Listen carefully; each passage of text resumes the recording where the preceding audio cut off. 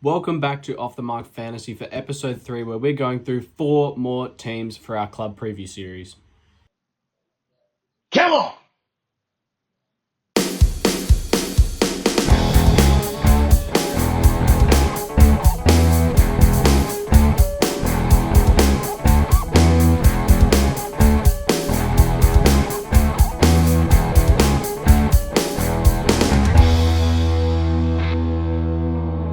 Hello and welcome back to Off the Mark Fantasy and AFL Fantasy Podcast. I'm Mason.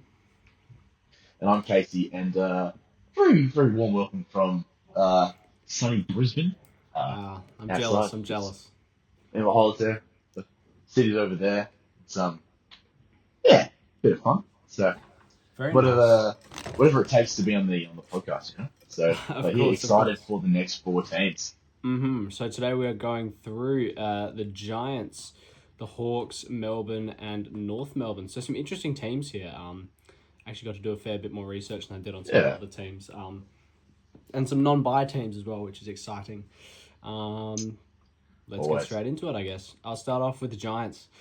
Cool. Big team here. So let's look back to last year and let's look at their CBAs. So Tom Green was obviously their main guy with 516. Finn Callahan just behind him on 459. They were the main two, and they're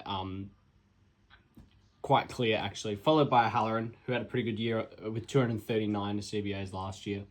But he was just about the only other consistent centre bounce midfielder. Some others included Toby Bedford with 197, Toby Green 146, Cornelio 124, Roaston 109, Josh Kelly 107. If you take out Bedford and Green, who kind of pinch hit as small forwards, Cogs, Roaston and Kelly, those other three, averaged 11.6 games last year. So a lot of injury, a lot of being dropped. And Kelly's also out to a mid-season with a hip. So there is a spot up for grabs. They obviously need that third midfielder. I don't know if O'Halloran's that guy that is up there, right up there in the pecking order. He's definitely a midfielder, but probably more fourth or fifth man. Lucky they got Clayton Oliver, who is the big in for them. Yeah. So he's the clear choice to take that spot. Although, I'm wondering whether he does play a little too similarly to Tom Green in that kind of contested style. So it'll be interesting to see how all three of those fit in Green, Callahan, and Oliver. And which of those other guys still get CBAs as the fourth and fifth man. I assume O'Halloran does, but we'll have to wait and see, I guess. To their kick-ins, so Whitfield and Ash, obviously the main two there. Lockie Ash only had more kick-ins in 8 out of 23 games they both played together. So although the number's close to Whitfield, 128 Whitfield had and 116 Lockie Ash had. Whitfield will probably still be their main guy, I would assume. They both hugely benefit from kick-ins, though, as if they're number one at their club. So I would say just treat both like that. Harry Hilmerberg was the only other one who got some kick-ins, but not much to change there, I don't think. Ruck contest. So Kieran Briggs, obviously the main ruckman there, with Riccardi backing him up. I would expect that to stay the same. Briggs, just the 20 games last year, so he left some spots for Lockie Keefe, who's now retired, and Nick Madden as well, who I'd expect to come in if they do need him through injuries. But expect Briggs and Riccardi to stay as that main mix. And I don't see them using a second ruckman at all with that fifth man. So let's turn to some ins and outs looking forward to this year. They brought in Jaden Laverde, Oscar Taylor, Finnegan Davis, Clayton Oliver, and Riley Hamilton. So Clayton Oliver is pretty much the only interesting one out of them. We'll talk about him later. Laverde, interesting, comes over from the Bombers. I don't really see him as part of their best 23. And he's always injured anyways. So, and the others, Oscar Taylor, speedy, good ball user off halfback that they picked up in the draft. I'd expect him to probably start at VFL level, and then Davis and Hamilton as well probably won't play early, or maybe not this year. Of their outs, Jacob Ware left 14 games on the table, only averaged 52 on a halfback and a wing, but that's probably their biggest out. Callum Ward also had 12 games as kind of a winger type. He also retired. Keefe, as I said before, had the 3 games backing up Briggsy, so he retires. And then Josh Fahey and Wade Dirksen had 0 games last year, also go. So that's the Giants. Let's get into some players, hey? So the first one on the list, Lockie Whitfield, as I spoke about before. He averaged 105 last year, priced at 1.10 million. I've put him in a watch, so I don't think you can do it with the buy, but he was 6 points under what he did in 2024, which was a 111. So maybe a little bit of value there. Ash breaking out last year probably affected him. As at the time, the Giants spent moving him forward during game, which was very odd. I don't expect them to do that again. If you take out his injury-affected 23 that he had on 19% time on ground, he averaged 109, which is crazy. He only went under a ton in 7 out of his 23 games, including that injury-affected one, so really 6 out of 22 games. So I'm not saying no for now. I've put him in a watch, but with the bye in round 4, but then that's also the goodbye with just him and the Saints. So I don't know. How do you see Lockie Whitfield? Do you think he's any chance to make your defense? Yeah, I think maybe not from the start of the season, as again, by player, all that sort of stuff. But I really, the interesting thing for me is I really want to see how Lockie Whitfield and Lockie Ash both go together, being now that they've got that big season they both had last year. They both averaged over 100, the top scorers for their team, respectively. And yeah, I want to see if they can back that up over the first 2, 3 rounds, because they've got the good bye, correct? Yeah, On round 4. round 4. Yep. Yeah. So if they can, so you could start with them if you really wanted to, if you really felt it. For me, I want to track how those two play together.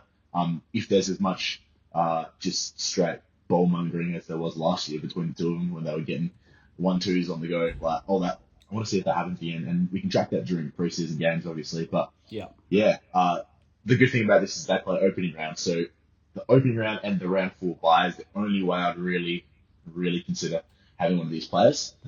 So yeah, see what they go. If they both post good scores in the opening round, then I could see myself picking one or two, maybe. Probably Yeah. not both, but I pick one or the other, I should say. Yeah, and I know you've been very strong this preseason and you're not picking many buy players, but this feels like the buy that you can do it, Yeah, if any. yeah, exactly. Especially because we're not picking many Saints. I mean, Sam Flanders the only one I can think of off the top of my head, so we'll be pretty good. And our team should be in a better spot by then too. Well, let's talk about Lockie Ash next. He averaged 100, 1.05 here. I've put him as a watch as well. So like you said, there's Caldwell and Merritt, Rowell and Anderson we've talked about. Top line guys that are both kind of similar. GWS have their 2 fantasy guns at the top in Whitfield and Ash. So last year being the first year, both of them averaged over 100. Obviously, it was Ash's first year over 100 as well. But I'm wondering whether Ash has finally come to fruition, or was it kind of a one-off and now they're not able to do it together in the same side? And I don't know the answer to that. But some interesting things on Ash solely. He averaged 84.8 in his last 5 games, having averaged 104.3 for the season before that. So there's something in that. I don't really know what happened. Maybe there were some injury-affected things going on there, but just keep an eye on that. He did have a 9-game stretch of scores where he only scored between 102 and 114. So he's a very consistent player. It definitely hurt not having him last year. He averaged 87.1 when he had 3 or less kick-ins, and 107 when he had 4 or more kick-ins. So it's the kick-in number, like that's a 20-point differential in average. A lot of this is very kind of just averaging over 100 if everything goes right. But if not, he's kind of like a mid-80s guy, which is what worries me about him a little bit. Maybe there's a little bit of upside getting to that 105 or pushing that from a 100 average, but I think I'm really only looking towards him if something happens to Whitfield or he really just pops a score on us in round 0 in the preseason. I'm not too keen on him, to be honest. Moving on to Finn Callahan, though, in the midfield, who's our next player. He averaged 99 at 1.03 million. I put him on the watch list, so there's some meat on the bone here. When Kelly played under 40% CBAs, most games from round 0 to 7, after that, he kind of dropped off, and I think he got injured, Kelly. Callahan averaged 88 in that time. But after that, when he started to pick up some more CBAs, he averaged 104.5. So again, a huge differential in those two. And after coming back into the side in round 14, after receiving mostly above 80% CBAs, he averaged 103. So he's kind of, when everything goes right, he's 103, 104, 105, kind of that. So I could see him averaging a max of 105. And I actually kind of see a little bit of the upside with Oliver coming in. I'm not sure how that Green Oliver dynamic's going to work out, but I feel like that only means Callahan comes out the middle and possibly becomes the top guy there. I mean, he's probably the guy that you would expect to be the highest fantasy scorer. So we'll see how that works, I guess. And then I'll quickly talk about Tom Green as well, who I've put on the need to see more watch. So he averaged 97. He's 1.02 million. I'm happy to say no with a buy, I think. Averaged 110 back in 2023, and then down to 99 in 2024 and 97 in 2025. I'm afraid it kind of just looks like what he is a high 90s kind of guy. He only scored tons in 11 out of 23 games. And again, how much does Oliver affect his role? So Callahan outscored him last year. I'm kind of seeing that gap starting to go like this as the years go on, to be honest. And I'm not sure where Oliver slots into this. We'll talk about him in a sec. But yeah, what do you see their CBA mix as? Yeah, well, I do think that Brett Daniels is not getting any more of the midfield time. Like he got a little bit last year, but I think so. You can give that tiny little bit straight to the other big three. But I do think Finn Callahan, Tom Green, Clary, probably that's kind of maybe Josh Kelly gets in there as well. But I reckon Tom Green is your number one, in my opinion. I think that he's such a big body and he's more faith with the club kind of thing in that aspect. I picture him as like your Ollie Wines or your Paddy Cripps, kind of just the big body bloke who's always in the mid, who's always in there getting it done. And then you've got Finn Callahan, who's this like the runner, like this like he's the Noah Anderson kind of thing, like the kind of Rosie, Zach Butters, the Sammy Wash, those guys. He's in there all the time, but has the ability to push up and push back around the ground, covers more ground, and doesn't get as many tackles, but is there for the 1-2s and giving goes and kicks it a lot more. So Grady Callahan, I see them both in there for sure. Clary as well. I reckon he can push in for their. So you said the splits of the CBAs for last year, but I reckon Clary takes it. I reckon Clary number 3 for this year. I reckon you could pick it in that order. I reckon it'd be Tom Green, Finn Callahan, and Clary. Yeah, that's just me, I reckon. But once again, we've got the opening round, and if we want to pick one of these guys, they've got the round 4 bye, similarly bye that personally I'll be accepting. Maybe. We've got the opening round to take a look and see how it works in proper, because preseason's all good, but the proper opening round where it counts for premiership points, that's when we properly see what teams are going to look like. So yeah, we'll have to wait and see. Yeah, well, just quickly on Oliver there, because I haven't mentioned him yet. So he's been a fantasy scorer his whole career. Second season went 101, and then he's only gone under 100 once, up until 2024 where he went that horrible 77, and then last year some people picked him up. 89 was okay, probably more about where he should be. But looking at just his stats and where he's gone wrong from his 108, 112, and 113, he went from 2021 to 23. He's just down. He's down 4 or 5 kicks a game, 4 or 5 handballs a game, a couple of tackles, a couple of marks. He's kicking less goals, more frees against. His time on ground is about 6 to 7% down. His CBAs are about 10% down. I just wonder if maybe a reset to a new club and being sure that he's the number 3 guy. We're going to give you the number 3 spot.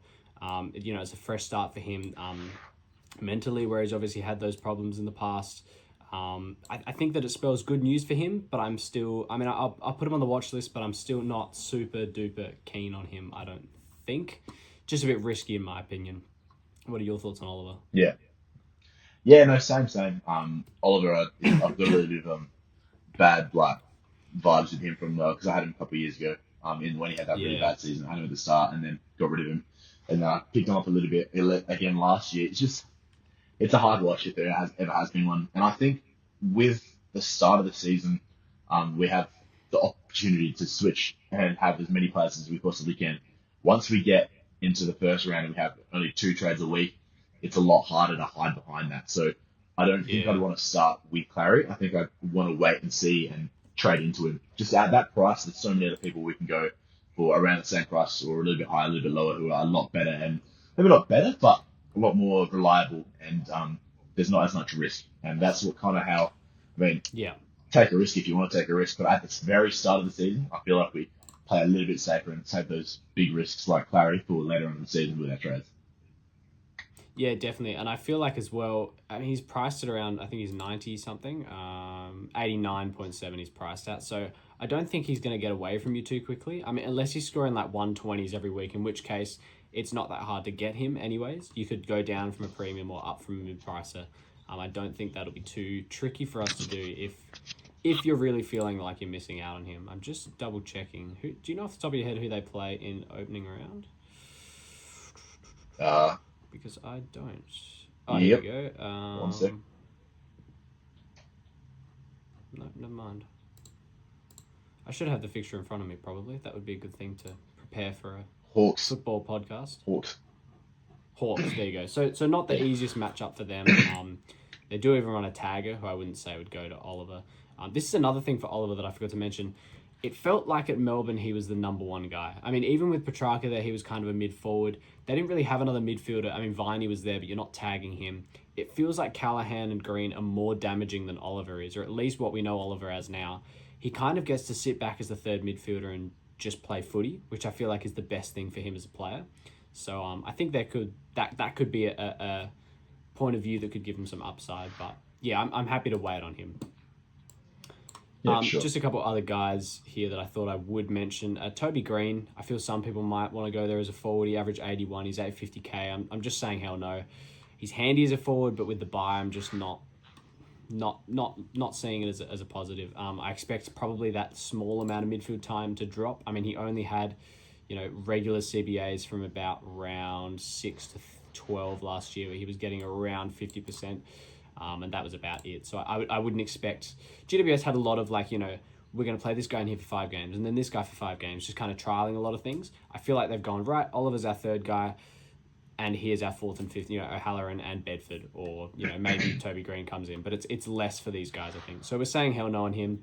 And then the last guy I wanted to talk about, who I'm calling him a lock, is Kieran Briggs. Now, I don't think everyone needs to lock him into their side. I am, but I think that he's more than just a watch. I don't want to just watch him. So he's priced at 70.4. 738k he is. The early buy is really the only thing that kind of sucks. But again, it's the good buy. If you've got no other Giants or Saints, apart from Sam Flanders, then I think you can do it. So he's coming off 94 in 2023 and a 91 in 2024. After now only averaging 70 in 2025. This was due to many things. He had an injured 12 in round 0 that kind of fucked him up for the whole year. He only played 20 games, underdone in some for sure, and kind of just some stinky 40s and 50s here and there that I'm not really. I think he just had an off year. We're allowed to say that. There was no cause for it. I couldn't see anything in his stats that really pointed to anything apart from everything just being slightly down. 3 to 4 less kicks, 1.5 less tackles, 6.8% less time on ground, 6 to 7% less ruck contests, 9% less CBAs than 2023 and 24 when he averaged in those, low to mid 90s, which I feel like he can get back to, if not go above. I don't know how the new ruck rules affect him, probably not too positively, but again, like I think I've spoken about, are we willing to go a value ruckman in the hopes that when everyone else is going down, at least the value ruckman is going to go slightly up and provide a bit of value, even if they might not get back to their heights like here. If he goes 90 this year, that's 20 points upside. I'm happy with him sitting at my R2 until at least the mid-season buys, if I want to upgrade him there. That's my spiel on Kieran Briggs. I'm pretty hot on him. What are your thoughts? Solid. Yeah, I don't mind it. I haven't really thought too much about Briggsy because I've been pretty hot on another discounted ruck. But we'll speak about that next episode. But Okay. no, you make some compelling points, and I do really see the value this year in going an R1 that's like you're up there, obviously, but then your R2 having like a decent discounted guy like a Briggsy or a Jordan Sweet's the bloke I was hinting to, and there's one other there's not really any other one. That's kind of it. I was thinking starting Reedy, but no one's going to be starting him in your R2. No. Be starting him in the forward line, if anything, or an R3. But yeah, I do see where you're coming from with the discounted ruck, and I could see myself going with Briggsy to start the season. I really can.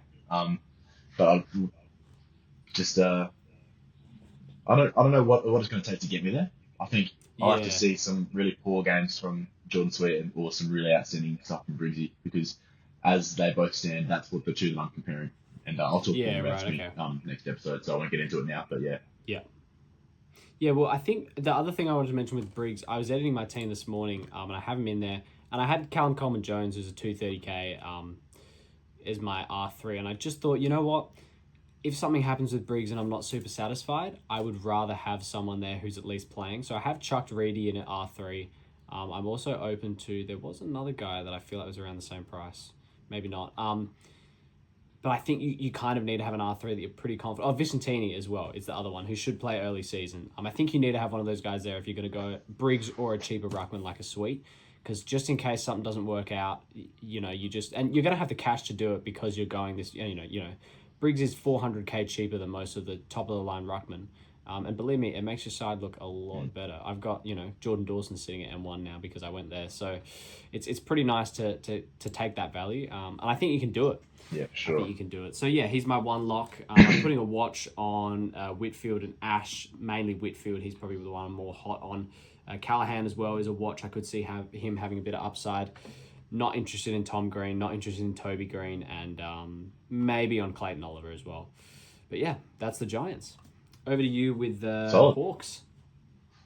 Yeah, I like it. So we look to Hawthorn, and last year they had a pretty solid year.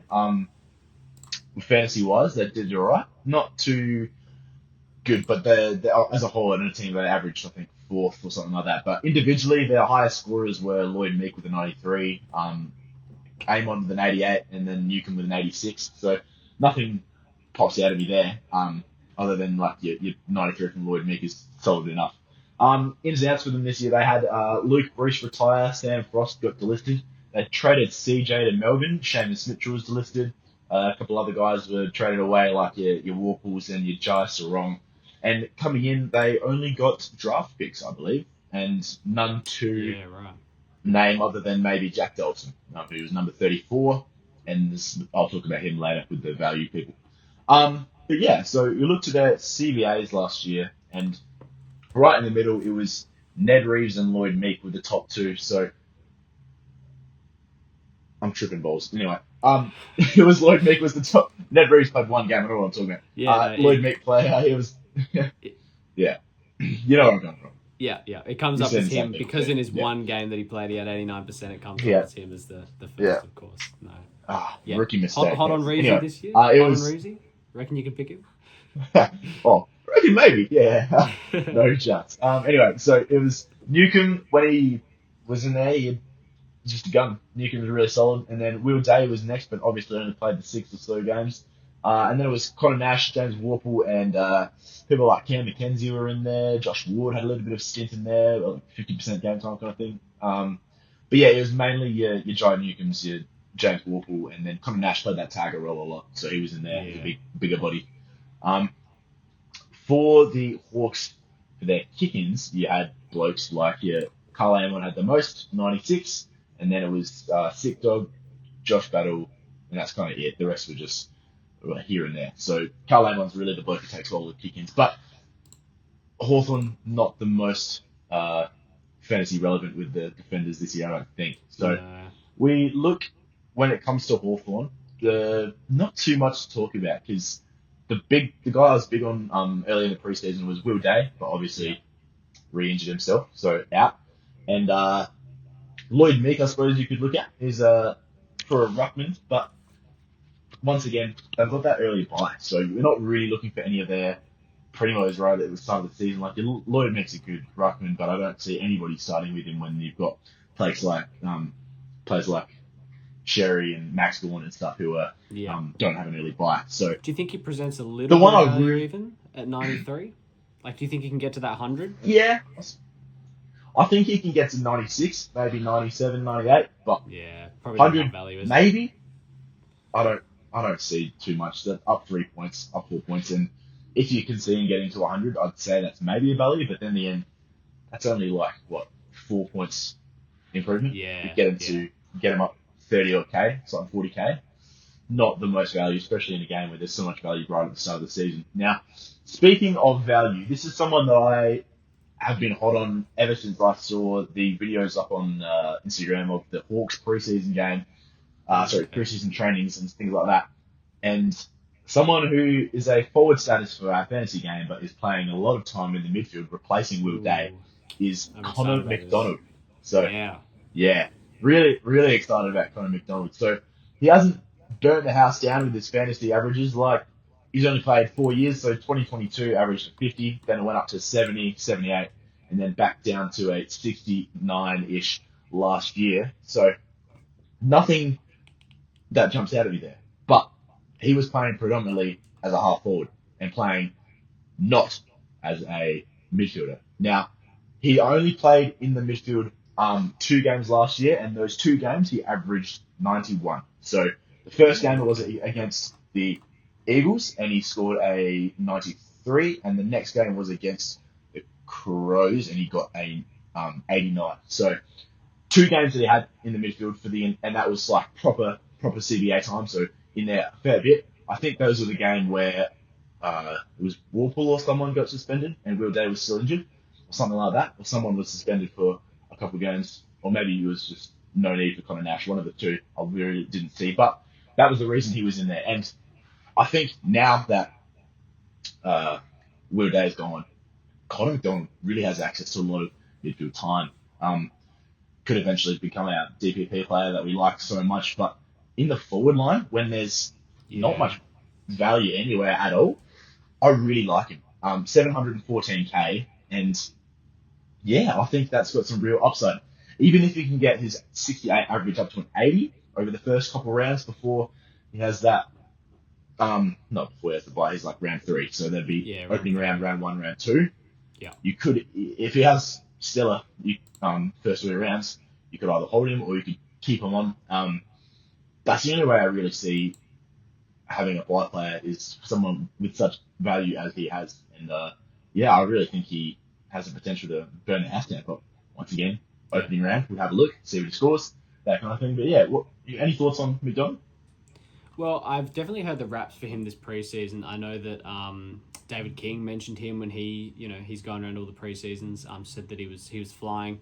I know that Drew Jones of Fox Footy and Goat Fantasies talked about him as being someone who's trained in there and trained well as well. They're actually liking what they see from him. My initial thought when Will Day got injured was Cam Mackenzie, because he's kind of been the guy that we've been waiting for a bit of mid-time for the last couple of years. But I think Connor McDonald might be the one that's kind of ready to take that step forward and be the midfield guy. And yeah, I mean, available as a forward, value regardless. I think that it's probably going to be a pretty popular pick as everything goes around. Yeah. I like it. Yeah, I'm pretty big on old mate McDonald, but the problem with the Hawks is there's really not much else. Mm. Now I look at their lower ends on their rookies that they brought in. Hawks, they have a pretty young core, so anybody that's being picked up at the start of this year really isn't going to get a game or so. So the one bloke that they did pick 34, Jack Dolson, 230, it was pretty good. He was averaging 28 disposals in the talent league when they were playing with the under 18s, and he's a good player. But once again, the Hawks have so many young guys that I don't see them getting too much game. So I see blokes like Cam Mackenzie having a much more prominent role, Vin McGuinness having a prominent role, even Mm. blokes like Henry Hustwaite, who a couple of people had in their team last year, having a more prominent role. But just you gotta see. Like, we really don't know too much. Unfortunately, we're not able to go ourselves to the Melbourne team's trainings, so we can't really see them really. We only see Yeah. what people pick and choose from the internet and the media. So not many people are looking at those younger guys to No. see who's going to break through. I mean, obviously, everyone wants to know who's going to break through, but with a fantasy head rather than a AFL head. So Yeah. Exactly. Yeah. there's not much for Hawks that I have. Um, Dylan Moore, maybe he's price Yeah. Okay. 8.58 as a forward, but once again, early buy, and I'm not looking for the early buy players with the primos at all. Like I said before, only would go to an early buy player for the value, and Yeah. I don't see much value. Averaged 81 last year.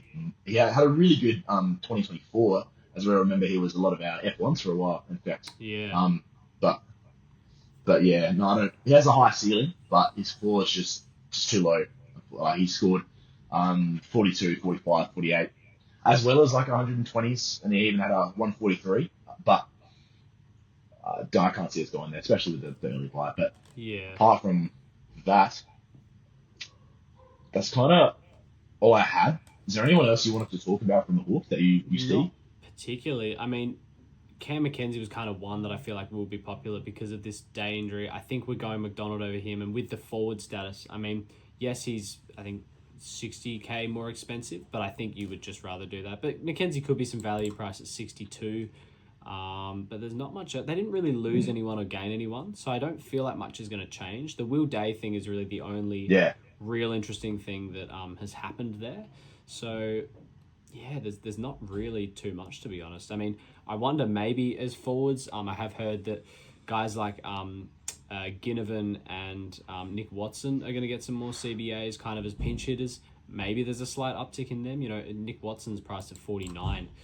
Maybe as forwards, these are guys that we could look at. I mean, even if it's just for draft, they might be a little bit of value, but not too much. But mm. yeah, that's pretty much it, I think, that I want to talk about.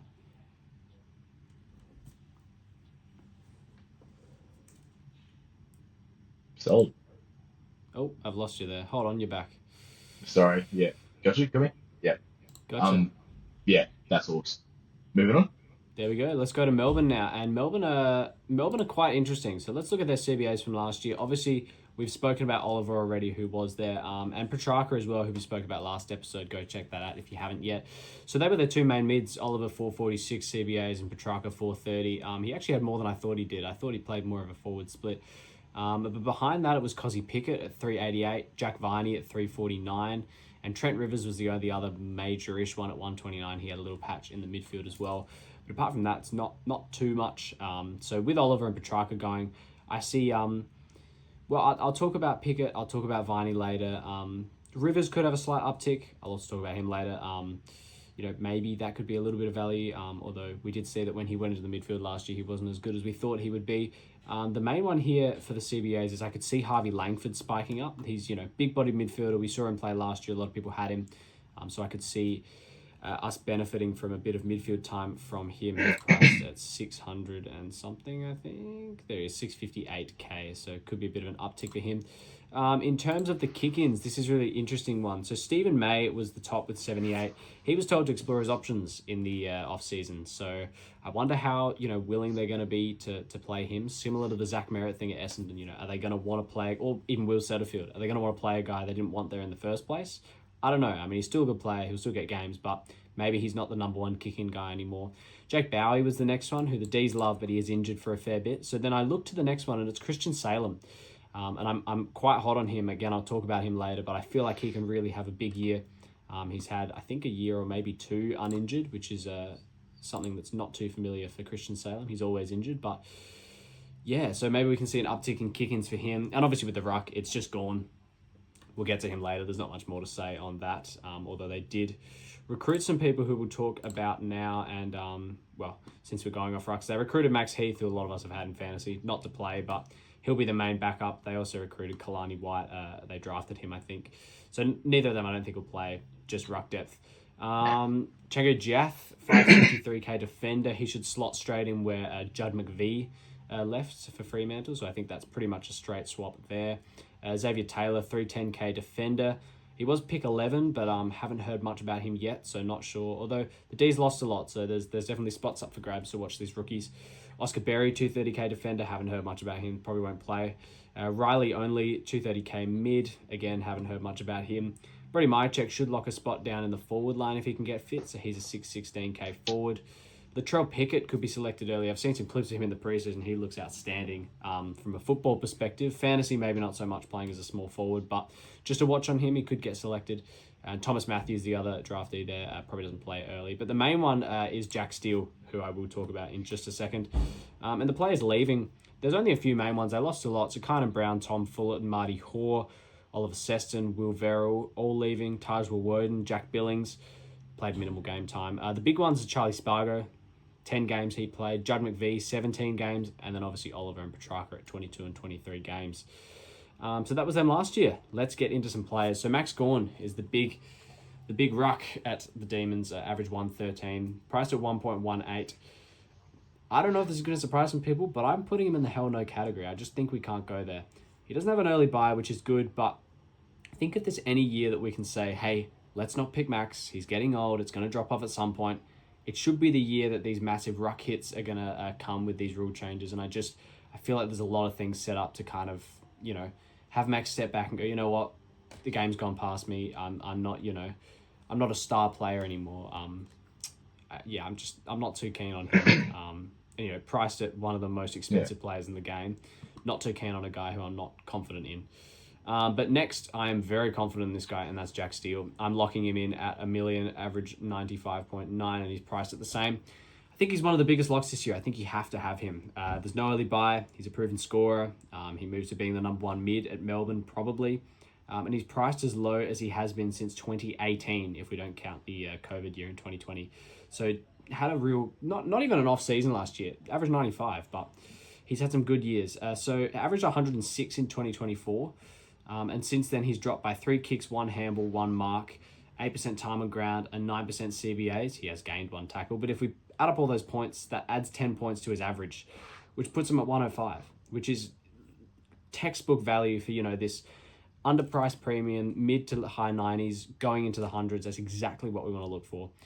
So I think he's for sure the number one guy. Maybe watch for Viney, possibly, who I'll talk about in a second. And Pickett, obviously, I think they're the main three. Steele, Viney, Pickett. And I think it's huge upside for Jack Steele. I assume you've got him in your side. I think everyone just has to, right? Yeah, no, I like him. I have him in my team.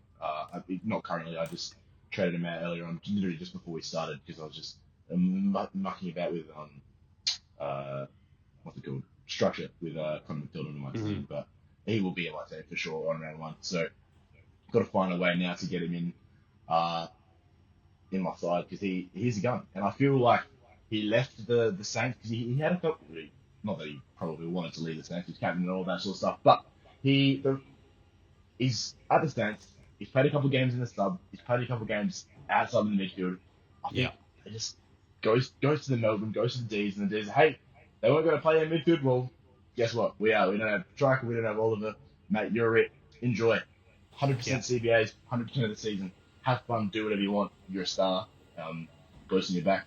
You and Max and take us to the finals if you can. I think that his job security tick, proven scorer tick, eye test tick, and he's at a good price. He's not over expensive.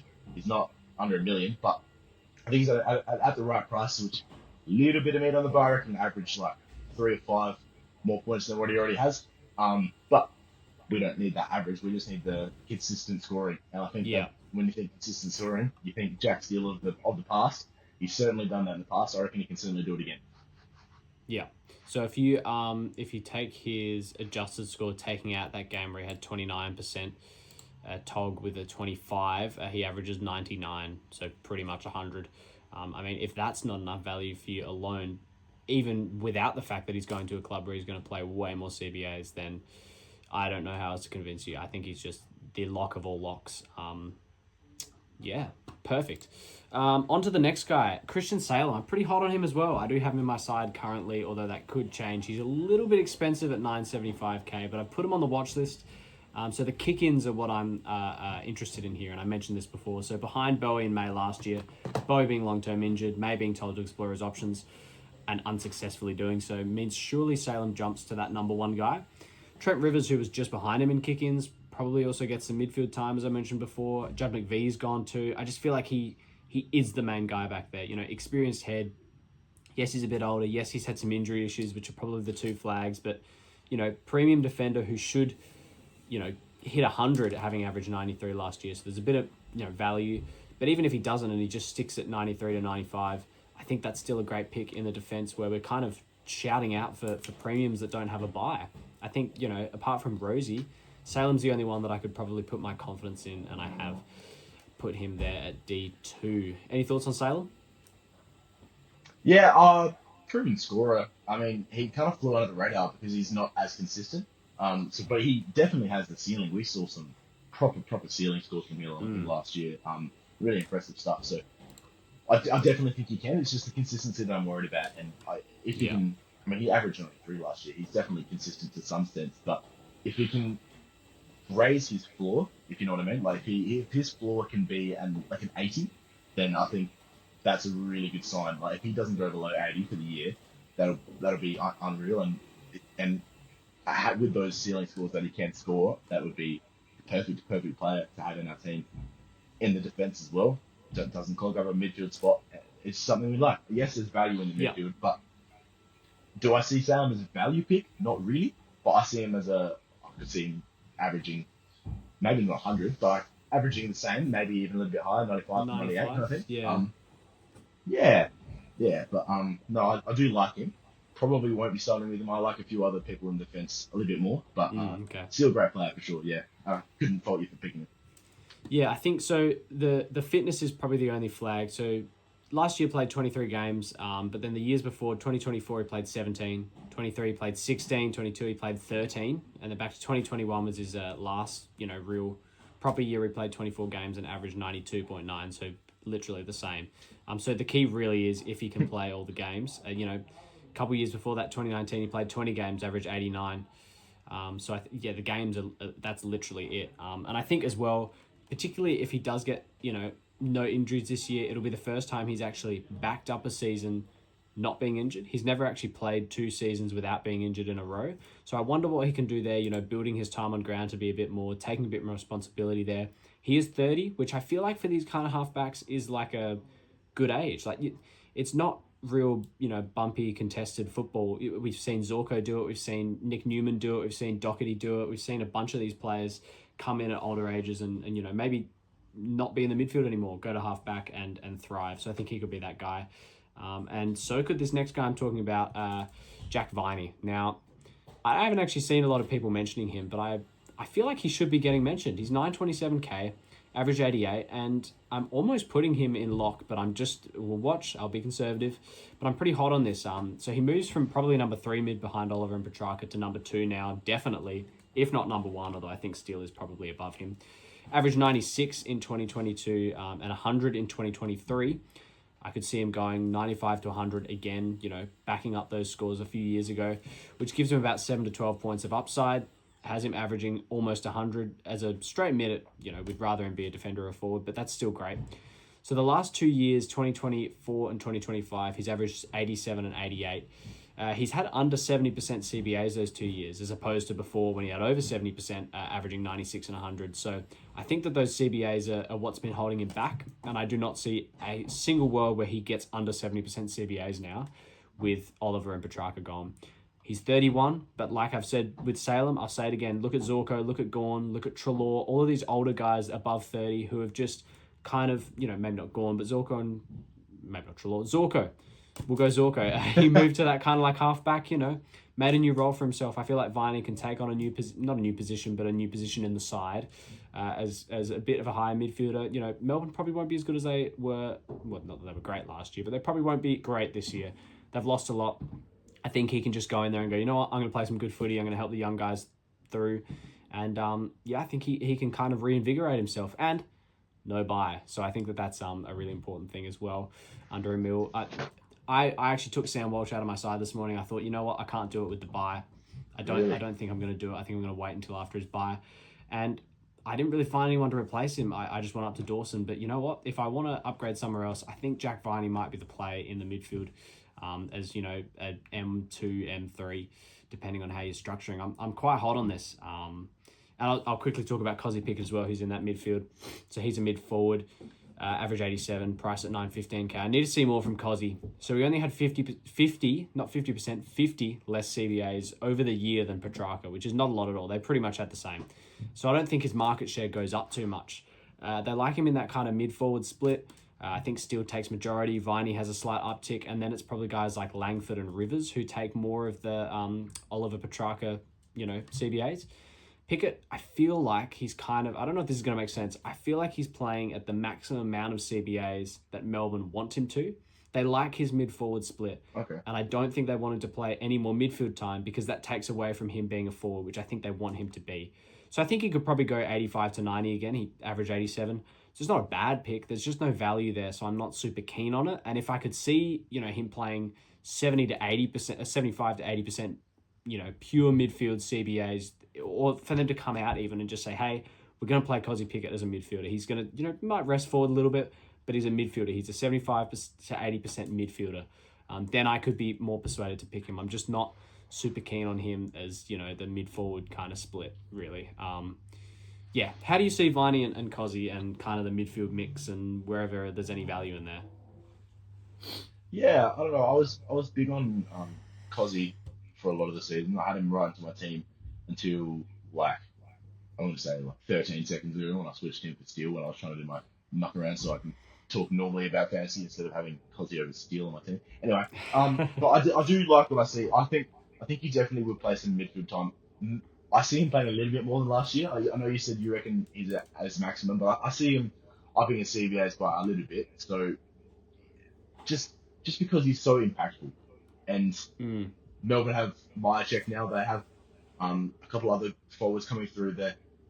They're not in desperate need for him. And if Latrell, I think they're cousins, if he can play the perfect small forward role, like you say, he's been trading the house down in footage. If they can find another just small forward that's half his skill, half Cozzy's skill, then they can afford to have him in the midfield, and I think they benefit from having him in the midfield. He's so quick Yeah. and he's so talented with his ball. They want it in his hands, and they want him in a prime position. So once again, it comes down to that. It comes down to seeing how Melbourne roll out their team, and if he's in the midfield, if they can find someone who takes that small forward time, then no reason why Cosy can't up his midfield time in my Yeah. view at least. But Yeah. yeah, that's how I see it.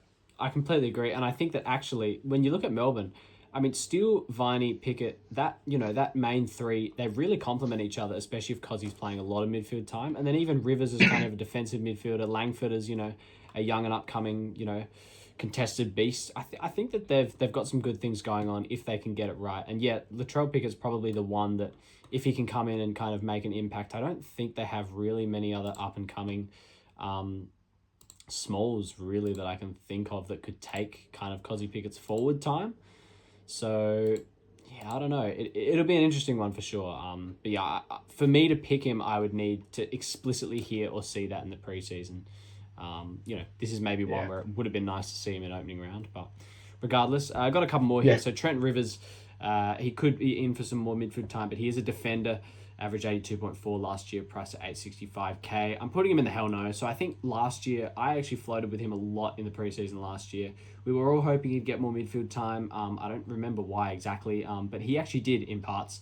But he still didn't lift his average to where we want it at about 90. He just kind of fell off. And in the 8 games that he did have over 30% CBAs last year, and there were a few where he had 50, 60, 70, but over 30%, 8 games, averaged 79.5. So 3 points below his average. I just don't think that midfield is what we want for him.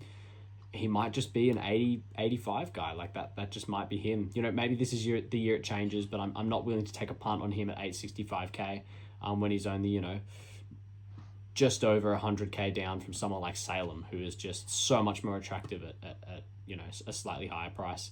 Harvey Langford, averaged 62 last year, 658k.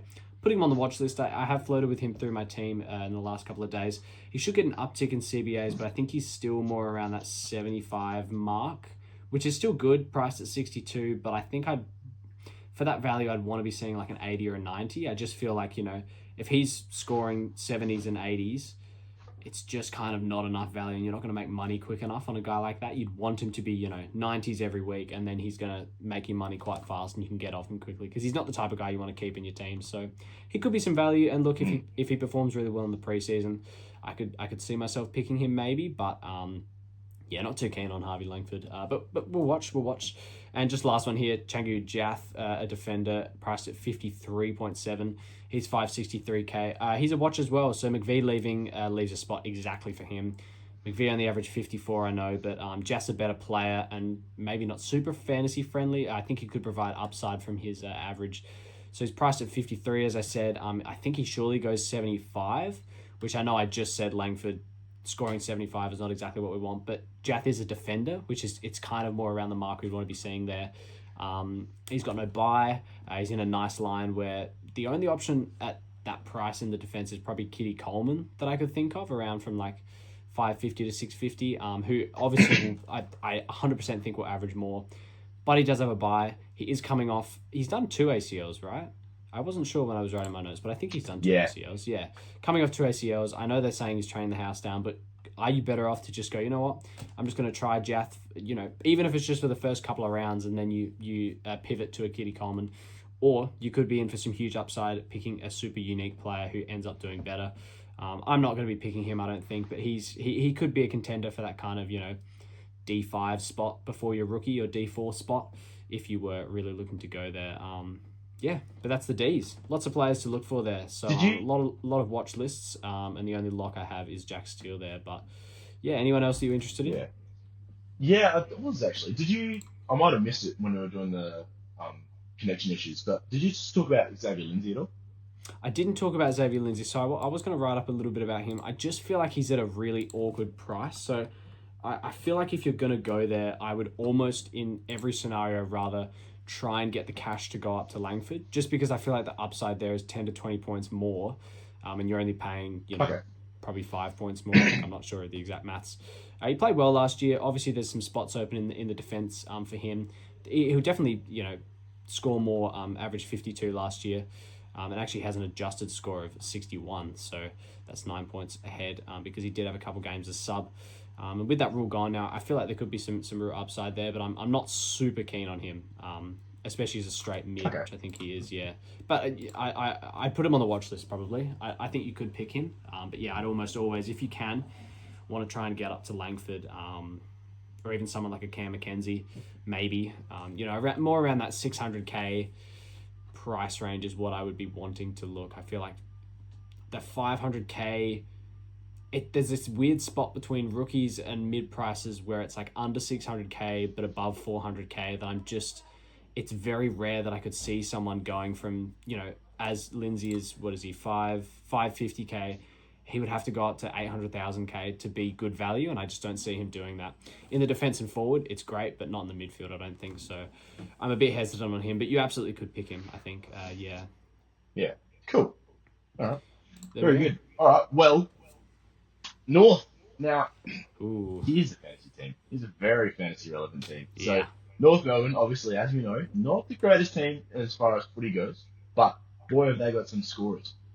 Their top three scorers last year: Harry Sheasel, 109, dog. Tristan Sherry, 105, dog. Absolute slap. Fantasy just relevant. Doesn't even begin to cover how good these blokes are. So Yeah. Harry Sheasel, as we all know, we all had him as a rookie in his opening year, and he's just been in our sides pretty much ever since then. I had him all through last year, had him all through his rookie year. I think we all did. And I can't see any reason why we can't have him all through this year as well. Price, very expensive. 1.145 million. Now, it's not very often I go right to the top for those blokes. Like, if you're looking at that, you're really thinking, all right, this guy is going to be the best scorer in their line. So, the forward line, what better place to have an absolute prime scorer? He averaged 109. Can I see him averaging 109 again? Yeah, probably average 110. How's that? But no, genuinely, the forward time haven't played an issue for me at all. I don't see him playing too much forward time in the Roos at all, because that was the only thing that was really a downside for him last year. Was he played a little stint in the forward line every now and then. They were throwing him around. That's why he's a forward in fantasy now, because he played some time in the forward line. Now, does that affect his fantasy scoring? Yes, a little bit. I'd be lying if I said him playing in the forward line didn't affect it, but I don't see him playing there at all.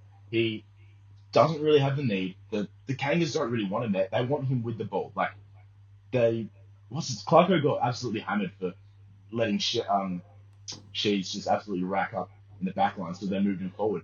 But that's just sucked. And it's not like they sucked before he was doing that either, but they need Sheeds getting I think it was Kane Corns even classed it Sheedsy ball. The fact of the matter is, the Roos need Sheedsy ball to win games. It's as simple as that. They need the ball in Harry Sheezel's hands. He is their absolute number one best player. Obviously, you can argue that with different things like the Ruckman Sherry or like Suzuki is pretty good up forward as well. But he's their best player. I don't think that's too far to say. Yeah, he is their best AFL player, let alone fantasy player. Like, they want the ball in his hands, and it's a no-brainer. In such a forward line that's dwindled as much as we have, there is no other clear-cut number one forward. Like, oh, Christian Petrarca, have him as my F1. Oh, Cosy Picker, have him as my F1. You're just crazy if you don't overthink it. Don't overthink it. Just have Steves as your F1. I don't need to back it up. You already know he's a proven scorer. Like, is there any reason you can think why you wouldn't have him as your F1? Okay, well, I'm going to play devil's advocate here because as it currently stands, I do not have Harry Sheasel at my F1. Not? He's not my F1. Christian Petrarca is my F1. So, there's so much chatter. He's probably the most talked about player this preseason, I think, outside of, the locks that everyone keeps throwing their names around, because it's very much to have him or to not have him. I've been actually thinking about this a lot today. I think that I really like Petrarca's upside. I'm hotter on him than a lot of other people are. There's also, guys like Treloar, who some people are hot on, Cozzy, obviously. I think that I can go there and be relatively confident that I could pick Sheasel up at some point during the season. If I'm not, I know you're looking at me like that. If I'm not starting Sheasel, it's not like I'm gonna go. I can't go the whole year without him. Yes, it's not ideal to have to plan to get a player in after, but I feel like there's just not. I don't have a whole lot of confidence in him averaging 109 straight up or like over the whole period of the year. He's going to have ups and downs, I think. He's not going to play midfield the whole year, I don't think. I think they'll chuck him around a bit. And even if he does, I think halfback he does score better. I don't have stats on that or anything. But he did have some low scores last year. So he had a 65 last year, an 81, a 93, a 91, a 90, a 95. There were his only scores under a ton. But again, you're paying 109 for this guy. That's a lot of money. I'd want to be sure that, that he's a captain option. I want to be sure that he's going to be hitting 110 every week no matter the opponent. I'm actually just going to quickly look at their opening fixture because I'm not sure. That's what I was about to say. Yeah. They play Port Adelaide Renner. Difficult team, yeah? Yep. Then they go West Coast, Essendon, the Blues. Now, I'll change it from zero F1, all of that. I'll hit you with this. Do you like fantasy points? Would you like a Hilux? Okay, well... No, I'm fine. I'll counteract you with Christian Petrarca's opening run, if I can find it. I think he plays West Coast sure and North. The bye. Well, yes, the bye. I think it's Geelong West Coast Richmond or Geelong West Coast North or something. I can't find... Hold on. Let me find the fixture and actually be sure. But, I mean, that's arguably a better run, possibly. Well, if you add them all up, if you add the 3 games that Petrarca plays and you add the 4 games that Shees will play, like this isn't me being a tick, like genuinely, he's going to score more points and you'd have to waste a trade or sit through a round without your F1.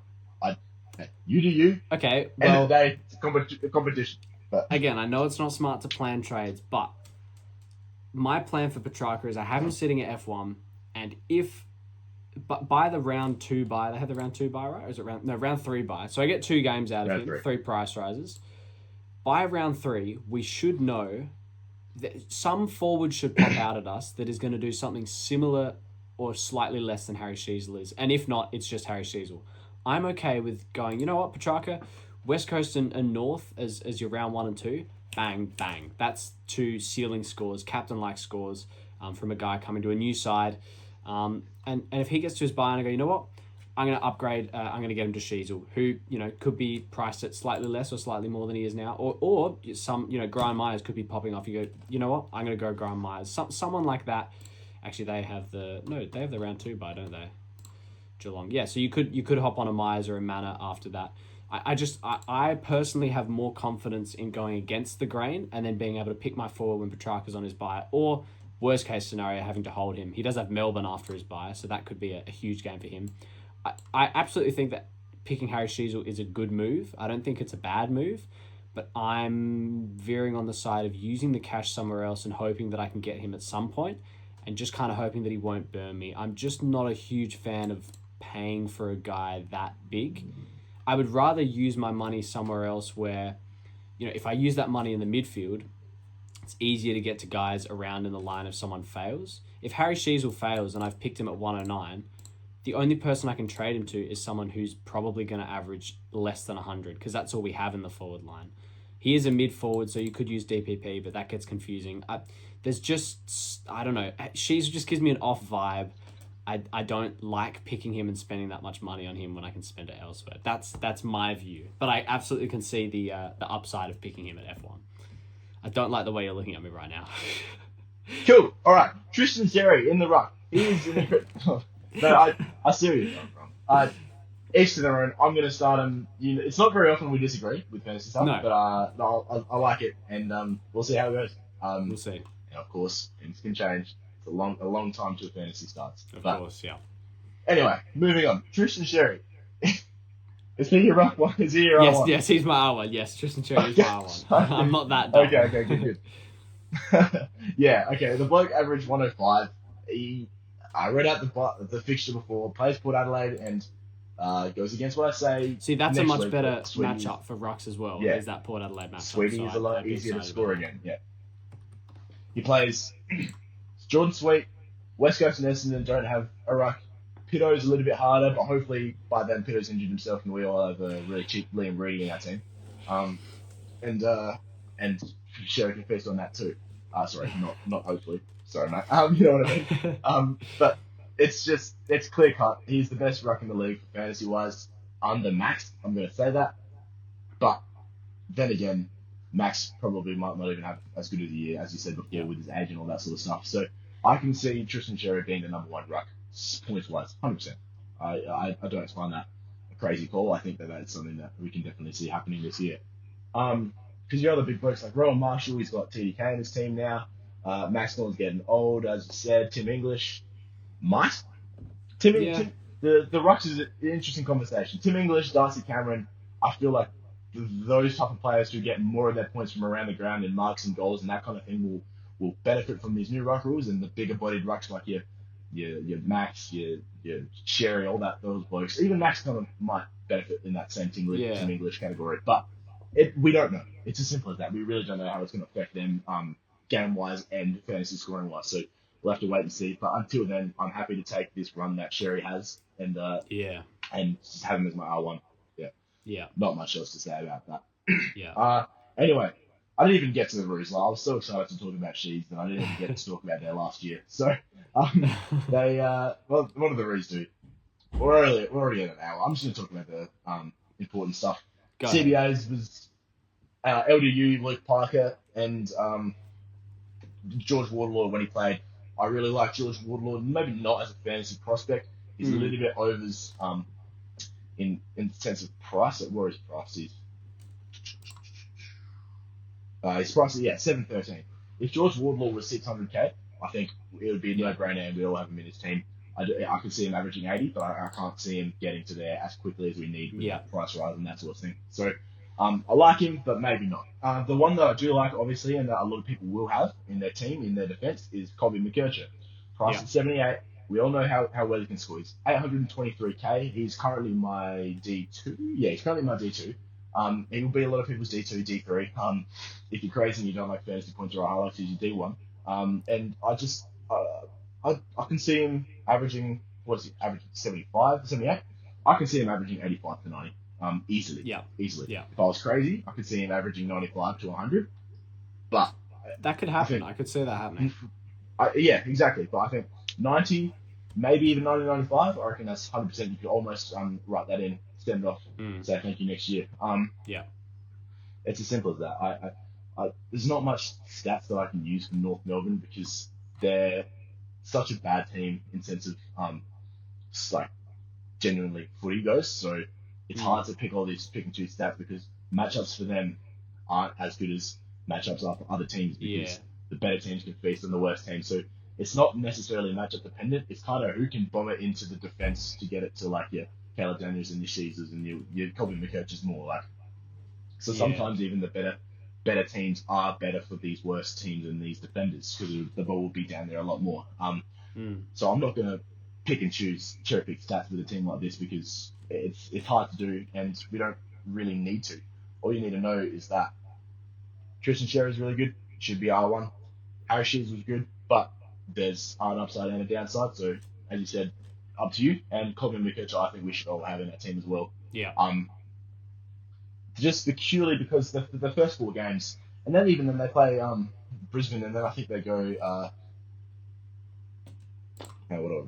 Before I just lie, Brisbane, and then they go Richmond again. Yeah, that's what I thought. So their first 5 of their first 6 games are elite matchups: Port, West Coast, Bombers, Blues, Richmond. 5 of those first 6, I think we could. If there's value in like if they have a rookie that plays as well, I reckon we'll jump on that rookie first because of the draw, because of this sort of stuff. I see the upside in the price rises. I see the Sheeds being the right option for the start, but then again, up to you. I just think that this run is too good to ignore, and we should make the most of it. So I actually think McKercher. if you look a bit further, and we're talking about runs, from round 14 onwards, they go West Coast, Richmond, Essendon, Port, Collingwood, who I personally think will be a little bit of an easier team this year, Collingwood, Melbourne, St Kilda.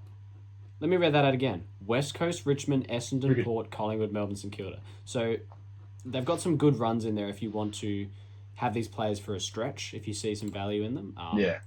Yeah. Jump in, jump out kind of thing. So I like it a lot. That's why I didn't have any rookies too much to speak about. I mean, they got like Callum Coleman-Jones as the ruck, Tyler Goad as the ruck as their backups. Like blokes like this, I can't see them playing. Well, Zane Matt Dursman's Whitlock still might have a more prominent role. Yeah, Zane Dersman's still rookie price as He's well, yeah. 325k, defender forward. Yeah, that's a good DPP to have, if any. Mm. Yeah, we'll see. He only played the 10 games last year. We'll see if he's anything like his brothers and his sister, which we know he is. It'll be a great footy player and can boost his scoring a little bit more. He's the tall one, right? That's him. Yeah. Yeah, the kind of like mid-sized forward, but he played a bit of wing. Yeah. Odd positions last year. I'm not sure exactly. I'm not sure quite fantasy-wise how relevant he will be. But anyone priced that size who can play footy, we've got to look at. Well, I reckon that if they can be confident that they're locking him into a position, if they can go, look, we're going to play on the wing. We're just going to give you some games play on the wing. We're going to give you some games play at half forward. And they're not kind of dilly-dallying with where they're going to play him. I'd be more confident on him personally if that's the case, as opposed to we're going to play on the wing, but then you're not going to play well there, so we're going to drop you. And then, come and play half back. Oh, but you haven't trained there, so you're not good there, so we'll drop you again. And it's just not good for fantasy. So I could see a world where I pick him, but yeah, we'll wait and see for now. Yeah. I like it. I think that's kind of it. Caleb Daniel was the only relevant name, really. Maybe him and LDU, but both of them I can't see us going there either way. Caleb Daniel was only good because he was a 514 cap, and now he's priced at 892. Nah. So I think that's the ruse. Your Shees, your McKercher, your Sherry, and maybe a Dersma. Well, actually, if I can just speak on Sherry real quickly, if you aren't convinced of Sherry at R1 because you're doing something else, let me just say that he ended last year, round 23, he scored a 165 against Richmond, who he comes up against early, and round 24, he scored a 154. And also round 10 against Richmond, he scored a 155 as well. So 2 150 pluses against Richmond, who he comes up with. Did you say round 2 he plays them in? Was it? Richmond? No. Round 6. But comes up against Eagles, Essendon, Port, Carlton first up, who should all be easy ruck matchups. If you're looking for a captain option, this is your guy, and I think there's a bit of meat on the bone there. Considering also 2024 averaged 114. Well. Yeah, well, they could be this year with Draper and Fort. That'll be an interesting one to see. Yeah, definitely. But 2024, we used to target the. Yeah. I was gonna say we used to target the Port games over the Big O games. Yeah. So yeah, exactly. If, he's Port's their number one ruck because he might be good matchup. Yeah. Yeah, definitely. 2024 Sherry 114, and then last year went down to a 105. So he dropped 10 points, which is another thing. I'm pretty hot on Sherry. I think that you need to. I think he's an absolute lock at R1. I think you're going to be behind if you don't have him, and you go someone else. And I think my consensus now on these ruck things is just let's just forget about the new rules, whatever. Let's just kind of we'll see how that. The only way we're going to tell is when we actually see some preseason games. So for now, I think people just need to stop talking about them as like, is this going to happen? Is that going to happen? Because all that speculation is going to be thrown out the window when we get to preseason games. I think we should just talk about these players as they are, to be honest. And I think Sherry has immediate upside without those ruck rules there affecting him. Cool. Anything more? I reckon that's about it. That's all I have to say. Yeah, very good. Well, I hope that tinkering with your fantasy science and looking at the preseason stuff has been on the mark. And not off the mark, and we'll be back later in the week with the 4th episode. Not sure if we'll do... We have 6 teams left to do, so we might do 3 and 3. Might do 3 and 3, yeah. Maybe we can talk about some... Yeah, we'll see. In depth a little bit more with some of these teams, because there are some very, very fantasy-relevant teams coming up. But yeah, we'll see you then. See you later. Bye.